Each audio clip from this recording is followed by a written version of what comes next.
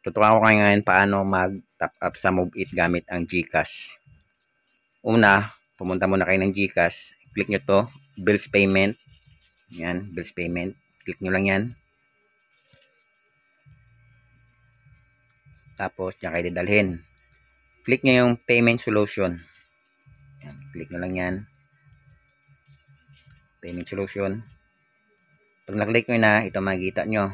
Hanapin nyo ngayon yung Grab Driver Voucher. Scroll nyo lang, hanapin nyo yung G. Grab Driver Voucher. Ayun, Grab Driver Voucher. Yan. Click nyo lang yan. Ganyan yung makikita nyo. Click nyo tong box na to para magkaroon ng check. Tapos, click amount. Yan. One tap nyo lang din yan.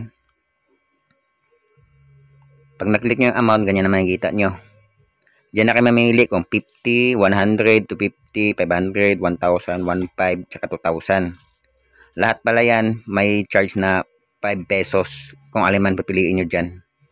Sa akin, ang pipiliin ko yung 250 kasi yan lang yung dala kong ubusin. Enter number. Yung number na enter nyo, yung naka-register sa Move It. Yan. Confirm. Confirm nyo lang. Yan, ganyan makikita nyo. Mag-detect sa inyo yung GCash. Ayun o, sa taas. GCash. Labas na kayo dito. Labas na kayo sa GCash nyo. Punta kayo ng message. Yan, punta kayo ng message. GCash. Click nyo yung GCash. Yung message ng GCash. Tapos, yung nakikita nyo naman nakalagay na code, one tap nyo lang yan. Huwag nyo diinan, one tap lang. Yan, yung code na yun, number na yun, yung 8 yung dulo, one tap nyo lang yan. Tapos, makikita nyo copy. One tap nyo rin yung copy. Yan, click nyo lang yan, one tap. Pag na one tap nyo, labas na ulit kayo dyan sa message nyo. Yan, punta na kayo ng Move It. Tapos, earnings. Yan, earnings. Credit wallet. Yan, click nyo lang yan. Tapos, credit wallet ulit. Click nyo lang yung credit wallet nyo. Tapos, top up with pin. Yan, click nyo yung top up with pin. Tapos, one tap nyo dito, one tap nyo lang dyan. Tapos, nakikita nyo yung number na yan. Pindutin nyo lang yan. Pag na one tap nyo, lalabas dyan, pindutin nyo lang. Nakita nyo pumasok na doon. Success na yon. Ngayon, balik ulit tayo doon. Ano ba?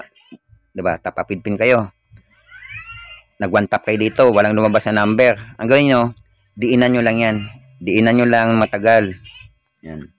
Nalalabas na ganito. Yan. Pindutin nyo lang itong nakalagay na paste. Ganun pa rin ang process yan. O, yan pa rin ang lalabas doon. Tapos, okay. Yan, bubukain ko na kasi may lumabas naman kanina. Yan. Meron na tayong credit wallet. Ganun lang kasimple mga idol.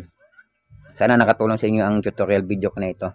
Kung nakatulong mas sa inyo at naging satisfied kayo, click subscribe na lang. Salamat mga idol. Tulong nyo na rin. Tara, biyahe na tayo. Let's go!